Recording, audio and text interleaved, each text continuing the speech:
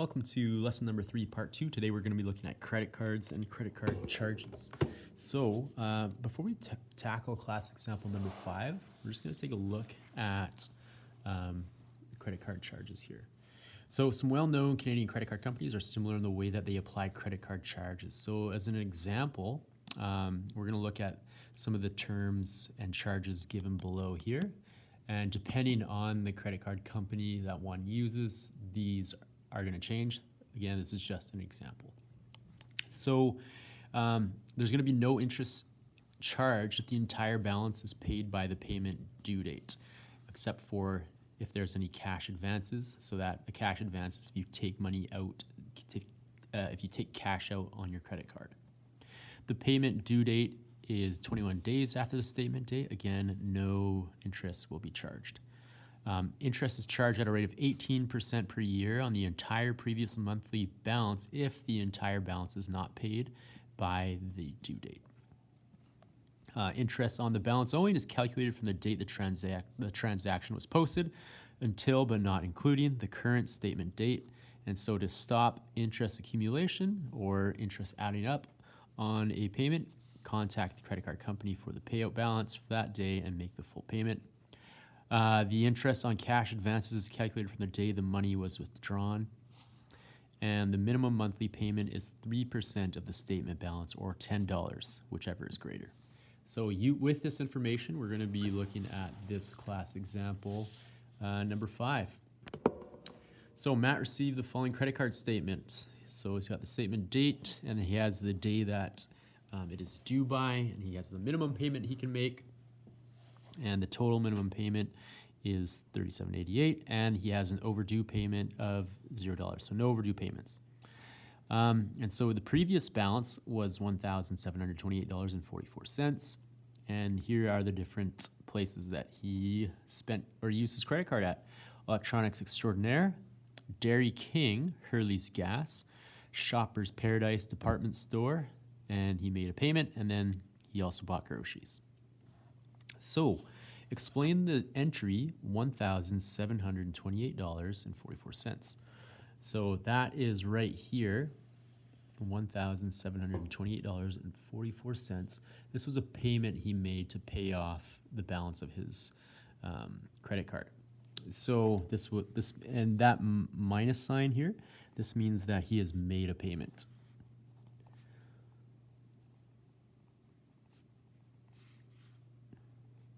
So a payment of $1,728.44 has been made.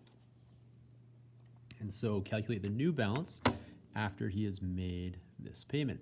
So what we need to do is we need to take what was left from the previous balance. So let's say we have so $858.56 plus 14.25 plus 32.71 plus 31.26 plus 325.79. So he paid that previous balance off, which is why I did not include it in this calculation. All I did was I included the most recent purchases. So electronics, Dairy King, Hurley's, Shoppers, and groceries. So that comes to a total of $1,262.57. Now explain how the entry 37.88 was determined. Now if we look back at the credit card charges and some of the information, if the minimum monthly payment is 3% of the statement balance or $10, whichever is greater, then that's going to be calculated off of the current balance. So $37.88 is actually 3% of the balance. So if we take this $1,262.57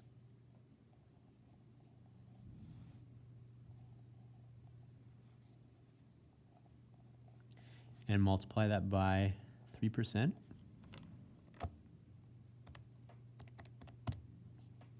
that's where that charge is coming from, that $37.88. It was $37.88. So that was just from the new balance. Why may the date of posting be different from the date of transaction? That's what you'll find often is that the date a transaction is actually posted is not the same day that you may have paid for these items. So for example, if you look at the statement date, the date of transaction was December 20th, but the date of post is the 21st, right? And you'll see that in a few other cases. So you had December 7th, whereas the day of posting was December 10th. Same with this day, and this day. So it appeared that, you know, the posting dates came 2 days later. Except for when he made a payment, then the day you made a payment was also the day that it was posted. So this just means that some of the transactions take a few days to process.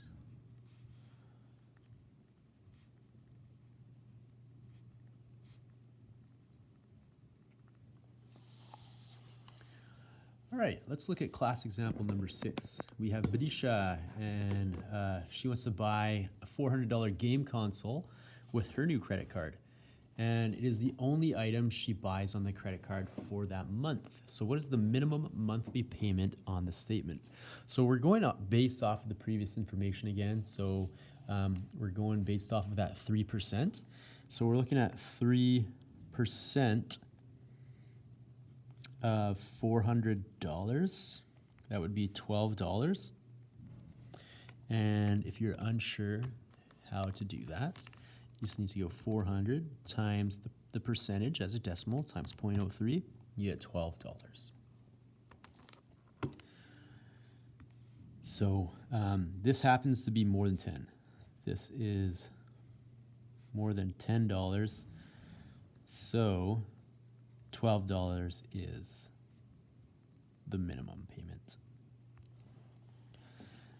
Now, Badisha receives her first statement. She pays the amount 5 days after the due date. So she paid the $400 5 days after the due date. We want to calculate what her interest charge is going to be. So that principal amount was equal to 400. The interest rate, now if you look at the initial, so interest is charged at a rate of 18% per year on the entire previous monthly balance if it's not paid. So that's 18% divided by 365 days.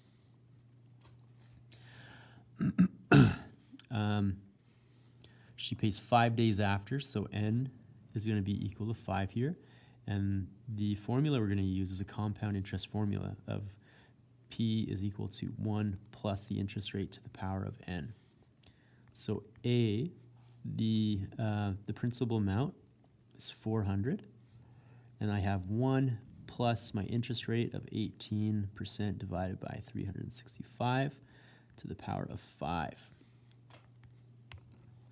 Now, when you're plugging this in, you might want to first calculate what your interest rate is. So 0.18 divided by 365 plus 1. So this is the interest rate.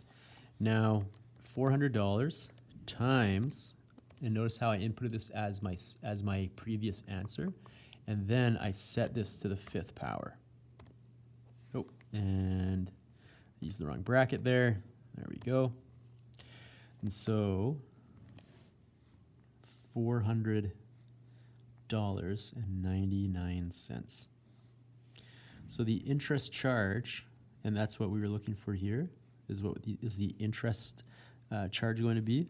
So the interest charge is equal to that $400.99 minus the initial value, which was $400. So 99 cents is the interest charge. That's not that bad.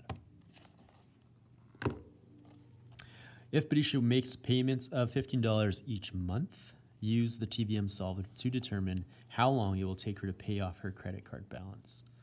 Okay, so TVM solver, that's clear. So the interest, we're looking for the value of n, so I'm just gonna make that 0. Interest was 18%. The principal value was $400. The payment that she's making is $15, and because it's a payment out of her pocket, that's negative $15. The F value, we're going to leave that at 0 since we're assuming she's paying it off. And PY is going to be 12 since it's monthly. And then CY is going to be 365 days because 365 days is just that is just how long it takes for that 18% per year to be drawn. And at the beginning of the month, we're going to use. And solving for n, we get 34 months. And I'm just going to record what my settings were here. So the interest was 18%, PV was 400, PMT was negative 15, FV was 0, PY is 12, CY is 365, and the payment was begin. All right, so 34 months is my answer.